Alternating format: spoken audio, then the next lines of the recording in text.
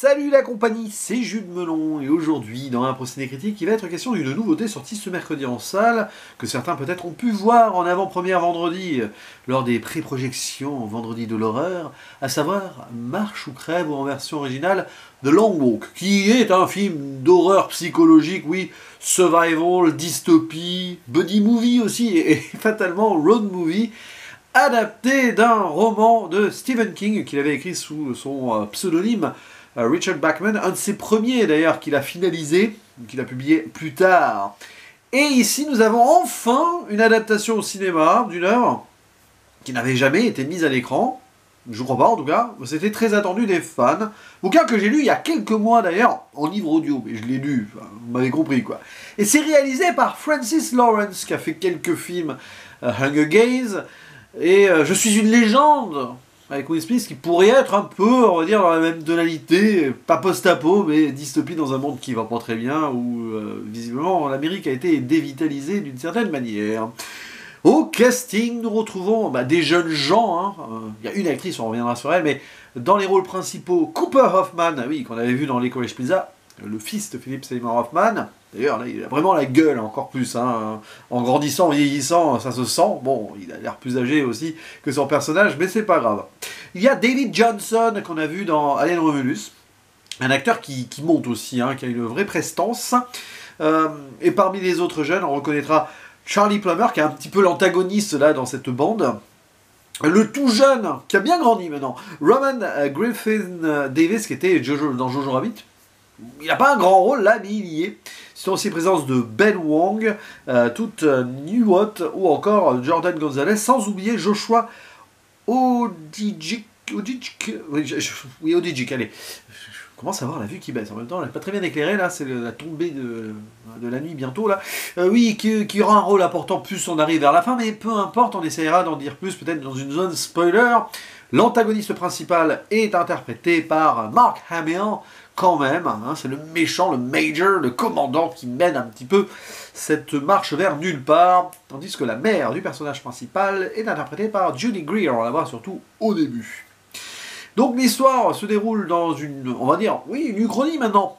À l'époque, quand il a écrit le livre, c'était futur proche qui allait mal tourner, mais là, donc, oui, on est quelque part, je sais pas, on va dire années 80, 70, sorte de post-guerre du Vietnam qui aurait mal tourné jusqu'aux États-Unis, qui s'est installé dans ce pays dans un régime totalitaire, militaire, ça se sent. Alors évidemment, ça fait un petit peu dans l'air du temps aussi, indirectement, là, ce genre de film. Et alors, chaque année, pour remotiver, non pas les troupes, mais la population qui a tendance à sombrer dans une sorte d'apathie, de paresse, tout ce que vous voulez, on organise une longue marche, de long walk, une marche ou crève, donc du coup, où des volontaires vont marcher jusqu'à ce qu'il n'en reste plus qu'un. C'est pas Hunger Games là, mais pourquoi pas. Et il y a plein de règles à respecter, bien sûr. Garder une vitesse cohérente, 5 km/h en français, je ne sais plus combien en miles. Et sinon, ils ont des avertissements, et après le troisième avertissement, c'est le ticket, comme ils disent, c'est la balle dans la tête, c'est la mort. Et donc, oui, ils ont tous un objectif, ils sont 50, là, je crois que dans le roman c'était 100, on réduit un peu pour que ça tienne sur un film, un peu moins de 2 heures. Et ils ont tous cet objectif, gagner de l'argent, et aussi faire un vœu. Donc, on va essayer de comprendre pourquoi ils sont là, quelles sont leurs motivations, et comment ils vont apprendre à vivre ou mourir ensemble. Et évidemment, ça s'ouvre sur cette lettre qu'a reçue le personnage de Cooper Hoffman qui s'appelle Ray Garrity. Ray Garrity, c'est le personnage principal. Apparemment, il s'est porté volontaire, on comprendra peut-être pourquoi, au fur et à mesure que le film avance. Et il va se faire ami très vite avec un certain Peter McBride, qui lui aussi, voilà. Il y a une belle relation qui se noue entre les deux, avec deux autres, là, Hank et Art. Ils vont former les 4 mousquetaires, etc. Il y en a un mystérieux, là, Stebbins, qui est un peu en retrait, un peu antipathique, qui est d'ailleurs joué par Garrett Waring, je ne l'ai pas précisé, et un qui est un peu méchant, un peu borderline, Barkovitch, et d'autres autour qui gravitent, qui auront plus ou moins d'importance. Il y en a qui écrit, une sorte d'alter ego de Stephen King, mais je crois que ça c'était dans le bouquin. Bouquin qui est adapté ici, et beaucoup de choses changent, alors si vous avez lu le livre, attention, vous allez peut-être être surpris, déçu ou non. Mais bon, c'est une adaptation cinématographique. Alors, ça me dérange pas. Ils changent des petites choses ou des grandes choses, on y reviendra. Après, c'est ce que l'on fait de ce matériau qui est assez nihiliste et sombre. C'est un peu la marche de l'absurde dans une Amérique qui a complètement perdu pied avec, non pas la réalité, mais plutôt l'humanité. Là, c'est clair, hein, ça a été déshumanisé comme film. Francis Lawrence l'a joué, on va dire, évidemment chronologique. Alors, il y a des petites scènes de flashback à un moment, il y en a une qui est importante. Allez, d'accord. Et d'ailleurs, le tournage a été fait en ordre chronologique, ce qui est une excellente idée, parce que je pense que les acteurs sont fatigués au fur et à mesure des jours de tournage. Parce qu'ils sont toujours en mouvement, fatalement, c'est un film en mouvement. Ça avance vers le nulle part. C'est vraiment, oui, c'est quelque chose de violent, mais même quand tu lis le livre, j'ai eu du mal un peu avec le livre par moment, mais j'avoue que c'est une œuvre qu'il fallait pondre à son âge. En plus, il avait même pas la vingtaine, hein, Stephen King, quand il a écrit ça. Et le film, le problème, c'est que il y a des choses qui sont passionnantes, intéressantes, potentiellement. Mais voilà, forcément, c'est la difficulté de mettre au cinéma ce genre de film, à vouloir en faire un film grand public. Un grand public, pour une sortie, quoi, avec un gros distributeur derrière, Lionsgate. Bon. Le souci, c'est qu'on passe par beaucoup de dialogues, et pratiquement que des dialogues. Certains repris du bouquin, d'autres non. Voilà. Et les images derrière, et ben les images, elles tombent dans une sorte de relent, de boucle, qui font que c'est pas hyper passionnant sur la mise en scène, et ça prend très peu de risques, quand bien même sur le côté graphique et sur certaines exécutions, la première notamment, bim dans ta gueule. D'ailleurs, la première, c'est comme il y a une forme de zombification du cadavre au moment qu'on lui tire une balle dans la tête. Le problème, c'est qu'après, on navigue entre l'édulcoration, le hors-champ. Alors, pourquoi pas? Il y a un moment, deux moments on va dire, d'exécution hors champ qui sont, il y en a au moins une en tout cas, qui on va dire, justifiée par rapport au dialogue, par rapport à ce qui se passe. Le trauma. D'ailleurs, les deux premières exécutions en soi sont très bien, parce qu'il y a une qui est frontale, du coup on est du point de vue, même si c'est pas vraiment le POV hein, du personnage principal qui est hyper choqué, la deuxième on ne regarde plus et on commence à sentir qu'on va vers une déshumanisation. Hein, ces jeunes-là, ils arrivent à avoir des relations, mais le problème c'est cette habitude, c'est-à-dire que forcément en avançant, il va y avoir des morts et ça va être un non-événement tant qu'on survit. Et puis en plus, on commence à avoir la tête ailleurs parce que la fatigue fait que tu perds pied aussi avec le concret, quoi, le réel. Le problème c'est que le film joue sur ces deux choses, avec le côté buddy movie qui va même se renforcer avec certains personnages. Il va y avoir quelques évolutions vite fait, mais c'est très, très brutal vers la fin sur deux personnages notamment. L'écriture là-dessus, de la progression des choses n'est pas forcément bien gérée.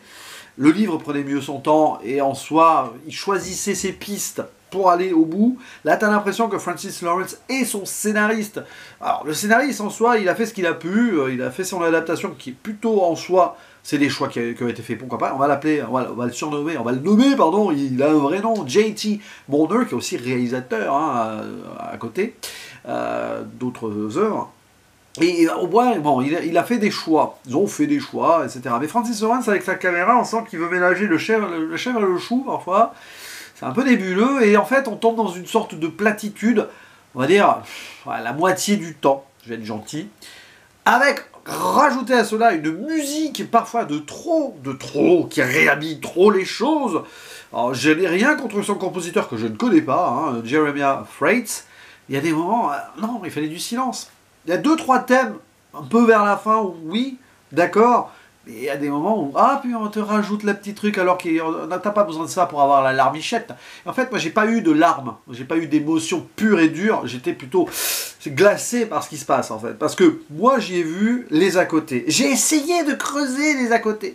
Oui, Buddy Movie, tout ça, très bien joué, Cooper Hoffman et David Johnson, super, voilà. Tout est très bien. Petit background, machin chose, ok, il y a le religieux, il y a un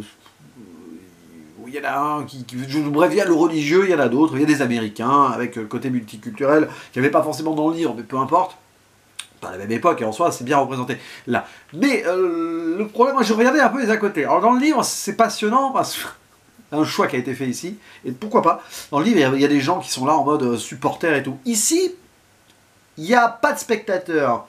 On apprend qu'il ne peut pas avoir de spectateurs jusqu'à un moment où ils arrivent à la fin.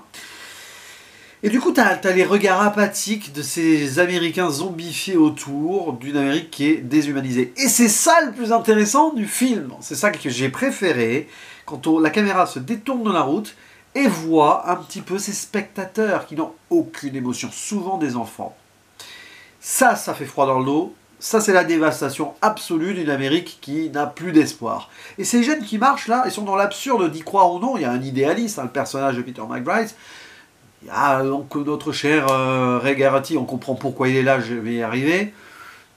Mais on n'arrive pas à croire en cela parce que tu as l'impression que sur cette route, ils ne sont pas en Amérique. Ils recréent leur société. Ce qui est intéressant en soi, parce que c'est un peu ce qu'il voulait faire Stephen King, je pense. Et en avançant comme ça, avec ses invités, ces moments d'émotion, vite fait. Alors, le problème, c'est que c'est très sporadique. À un moment, il y a un chant, voilà, by Darling Clementine, chanté par rapport à notre personnage, bien sûr, rapport à une chanson à l'américaine absolue. On comprend que dans cette dystopie, certains livres, certains morceaux de musique ont été interdits. Ça, je n'ai pas souvenir du bouquin si c'était mentionné. Il me semble qu'ils ont rajouté du background un peu à la Orwell ou à la Fahrenheit 451. Allez, à la rigueur. Mais quand voilà, on essaye de les voir construire quelque chose, mais le problème c'est que c'est sporadique. Limite, j'ai envie de dire, il y a trop de personnages, on essaye de trop se concentrer sur beaucoup de personnages à côté, ce qui n'est pas un mal en soi, parce qu'il faut faire vivre le groupe. C'est un peu le problème oui, il a été pris entre deux eaux, Francis Lawrence. Et le film en soi, il trace sa route, ça manque d'ampleur, il y a quelques idées de plans, notamment au début, et puis à la fin, évidemment, là, il faut faire quelque chose. Mais en attendant, sur le corps central, voilà, alors, il y a une scène de montée de colline qui est très tendue. Alors là aussi, ça va très vite. Il y a même des ellipses par moments. Bon, quelques choix. Le film aurait pu faire 3 heures, évidemment. Hein. Ils ont dû probablement bien charcuter au montage certains trucs, parce que ça devait être sur le montage, avant le montage final, il y en avait trop. Ça se sent. Mais oui, il y a des petits moments de bravoure comme ça, mais dans le tempo et dans le rythme, ça passe pas tout le temps.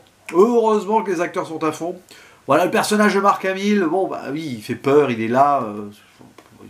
Oui, mais même les militaires et ce personnage-là, c'est pas hyper passionnant non plus, je trouve. C'est beaucoup moins marquant que ce que j'ai ressenti dans le livre, parce qu'à la rigueur, à vouloir caractériser des choses, finalement, l'antagonisme ne l'est pas suffisamment, d'une certaine manière. Quand bien même, bon, une scène de flashback, ok, si on veut. Donc, je vais aller à Zone Spoiler directement. Ce qui change, évidemment, surtout, c'est la fin. De partir de la fin, quand je spoil, c'est souvent le cas. Où donc le personnage Ray Garrity ne survit pas, comme c'est le cas dans le livre. Hein, une survie un peu allégorique vers la fin, quoi qu'il arrive. C'est-à-dire qu'après cela, ça continue. Il y a une déshumanisation quand même, il y a une zombification de la marche ultime qui fait que, arrivé au bout, ces corps meurtris, cette psychologie détruite fait que, de toute façon, même le survivant se représentera cette Amérique détruite et déshumanisée. C'est un peu cette idée-là aussi. Bon, arrivé au bout, on a des révélations que le personnage de Steven, c'est le fils du Major. Ça, on le savait dans le livre. Mais on l'apprend, en fait, ici dans le film, très vite dès le début. Bon, évidemment, il est Good Luck Son, il dit... bon, ça peut être une expression, mais en fait, c'est pas une expression, c'est vraiment ça. Alors, quand tu as lu le livre, tu vois le clin d'œil, donc oui... bon, les morts de chacun, ok. Mais arrivé au bout, il reste Ray et Peter, et c'est pas Ray qui survit, hein, contrairement au livre, c'est Peter. L'idée que Ray, donc, il s'est engagé en tant que volontaire pour se venger de la mort du père, ce héros, parce que le père était un rebelle, et a été abattu sous ses yeux par le commandant. Donc ce qu'il voulait, le vœu, c'est prendre la mitraillette et tuer le commandant une fois gagné. Ce que Peter va faire à la place de Ray, il va récupérer le vœu, parce que Ray lui a laissé la vie sauve, lui, il le remercie en faisant ça, et il tue. Et là, tout vole en éclat. Il y a un truc qui finalement ne fonctionne pas dans le tempo du film. Malheureusement, c'est une idée d'avoir changé cette fin. C'est l'idéaliste qui gagne, c'est le gars qui était le plus honnête, celui qui a le plus souffert quand il était jeune. On apprend voilà, qu'il a été... pas une forme de racisme, hein, même pas, c'est juste qu'il a été poursuivi, il a été orphelin, parce qu'il est afro-américain, mais bon, il y a un discours vague par-dessus, il y a un autre personnage là-dessus, il faut que j'y revienne. Et arrivé au bout, oui, l'idéaliste perd tout, et oui, pour rendre hommage à son ami, il va quand même tuer, et donc du coup, après, il continue la marche, et c'est beaucoup moins fort, et c'est dommage, en fait, presque dommage d'avoir choisi cette fin pour retourner le personnage. Quitte à assumer faire une happy end autre et différemment, on va dire, alternative, sans que ce soit le héros qui survive. Bon, oui, alors, c'est intéressant. Francis Lawrence et son scénariste décident d'abattre le fasciste. Alors oui, Ok, ça c'est bien, ça fait toujours du bien, tout ça, parce que dans le monde actuel, on a besoin aussi de se fâcher, d'être en colère à travers l'art contre ces abus cette fascisation de la société. Donc là, oui, un choix, ok, peut-être que c'est le message, mais ça fait trop... ça fonctionne pas très bien dans l'écriture, en fait. C'est un peu dommage. Tandis que Ray, oui, bah, il voulait être comme son père, le héros. Alors voilà, l'américanisation aussi de la vengeance, lui, finalement, il ne peut pas en survivre, Ray.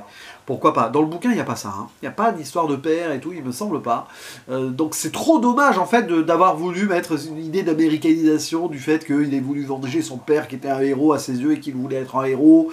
L'idéalisme aussi, tout ça. Peut-être que c'est un film trop à l'américaine et trop à l'hollywoodienne aussi, qui penche à gauche, oui, avec l'exécution du fasciste à la fin, certes, mais dans des bons sentiments qui collent pas trop avec, quand même, les moments frontaux bon, oui, les moments de communauté, je veux bien, mais sur le tout, ça manque de... Il y a quelque chose qui ne colle pas bien à l'arrivée au bout. Et puis tu sens que ça va arriver, tu sens quand même que dans la construction du film, il y a quelque chose qui manque, ou qui colle pas très bien.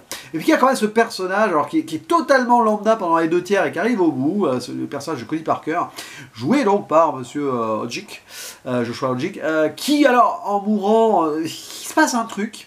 Il va avoir un chant qui rappelle le chant des natifs américains, et j'ai l'impression que c'est cela. Je pense qu'il en est origine, l'acteur. Visuellement, c'est possible que ce soit le cas. En tout cas, il est canadien de l'Ontario. Et je vérifie, oui, il est des Premières Nations. Donc c'est ça. Il y a un petit chant à la fin qui renvoie, avec les oiseaux qui volent quand ils meurent, derrière, ils s'envolent, qui renvoie aussi à cette colère originelle d'une Amérique qui a été souillée, l'Amérique avant les États-Unis. Donc c'est un film qui essaye de mettre l'Amérique encore dos au mur, à travers le fascisme militaire. Alors là, dans l'état actuel des choses, c'est pas militaire, mais on tend vers une forme de fascisme aux États-Unis, je pense qu'on y est déjà, bien sûr, et aussi ce que l'Amérique a fait subir à certaines communautés, notamment ici les natifs américains. Afro-américains, je ne sais pas, vous pourrez imaginer que le personnage de Peter McBride, ce serait une sorte de Martin Luther King projeté ici dans cette alternative, enfin voilà, ok, j'imagine. Donc oui, le film essaye de passer des messages, mais le problème c'est quoi? C'est qu'il y a des trucs sporadiques, et des trucs qui arrivent à mal à retomber sur leurs pattes, arriver au bout, et au final, bah, j'ai quand même été marqué par certaines choses. Il y a des bonnes choses au film, il y a des bonnes relations, et des bonnes réflexions aussi, mais pas assez de psychologie quand même. Hein. C'est juste de la déblatération. Hein. Après, voilà, c'est la zombification autour, et même un petit peu entre eux. Ce sont des stéréotypes de personnages finalement qui ne font que converser entre eux. Je ferme la zone spoiler. Marche ou crève de Long Walk. Que dire? Bah, je m'attendais pas forcément à mieux. Je ne suis pas déçu en soi parce que Francis Lawrence, bon, c'est exactement ce qu'on pouvait s'attendre à un film de Francis Lawrence, quoi. C'est-à-dire qu'il fait très bien son boulot, c'est un bon faiseur, mais alors il suit son cahier des charges et il est bloqué aussi. Alors est-ce que c'est lui qui se force à être bloqué là-dedans? Je ne sais pas. Ou c'est Lionsgate, la production et tout, bloqué dans une sorte de classicisme hollywoodien, et même dans certains messages, quand bien même ça peut être violent, bien sûr que ça l'est. Ça va être interdit au moins de 16 ans, ça. Il y a des scènes qui sont bien hardcore, d'accord. Mais dans le message, oui, il y a des choses qui sont passionnantes et intéressantes sur l'Amérique d'aujourd'hui, et la construction et l'évolution de l'Amérique, évidemment. Mais voilà, c'est des à-côté. Moi, j'ai bien aimé certains à-côté. Et ces à-côté-là, c'est pas le film non plus, globalement. Donc oui, très très belle performance, je le disais dans la zone spoiler. Il y a quand même des personnages auxquels on peut s'attacher, quand bien même, justement, ça manque de background, même pas de background, parce qu'on les... voilà, blablabla, mais c'est difficile. C'est ce format-là aussi d'histoire, dans une approche cinématographique, quand bien même une exposition assez honorable, plutôt bonne hein, d'ailleurs, hein, dans les 10-20 premières minutes. Après, une fois qu'on se met en branle de l'action, les évolutions de machin aux choses, les morts de tel ou truc, je n'ai même pas parlé dans un spoiler de tout le monde là, il y a des retournements qui sont un petit peu brutaux, quoi. C'est vrai que j'aurais pu mentionner plus sur certains personnages secondaires qui ont des révélations ou qui, d'un seul coup, passent du méchant au gentil, ou pas, enfin... Bon, la folie est là, quoi. Oui, zombification aussi du public autour, c'est bien, ça. Et eux, ils avancent, et en arrivant, jusqu'au moment où ils sont abattus, oui, ils sont comme ça. Mais et encore, le travail sur les corps aurait dû être beaucoup plus fort. Le travail sur les déplacements, il aurait dû avoir beaucoup plus de jeux de caméra particuliers à certains moments. T'as l'impression que c'est assez linéaire dans le format, et que tu vois pas l'évolution non plus de la marche. Trop, à part la fin, avec la pluie, mais la pluie on l'a eu avant, et puis bon, voilà, et la foule qui arrive aussi, alors c'est pas un spoil, mais bon, à un moment on sait que la foule pourra être là pour voir le grand final, oui, bon, pour ce qu'on en voit au final. Bref, je vous renvoie dans la zone spoiler. Quant à vous, je vous attends en commentaire. Qu'avez-vous pensé de ce Marche ou crève de Long Walk, l'une des nombreuses adaptations de Stephen King de cette année, après le très bon Life of Chuck, après le médiocre de Monkey, et qu'est-ce qu'il y a eu d'autre? Il y a bientôt Running Man, j'en ai oublié probablement une autre avant d'adaptation, peu importe en tout cas, il y a même une série, là oui, j'avais oublié son existence, là autour de It, ça, Pennywise the Clown, en préquel, je suis pas sûr de l'avoir, hein. Pas grave. Hein. En tout cas, Stephen King, c'est le king de l'année niveau adaptation cinématographique, ça c'est sûr. Allez, je vous attends en commentaire et je vous dis à la prochaine. Ciao!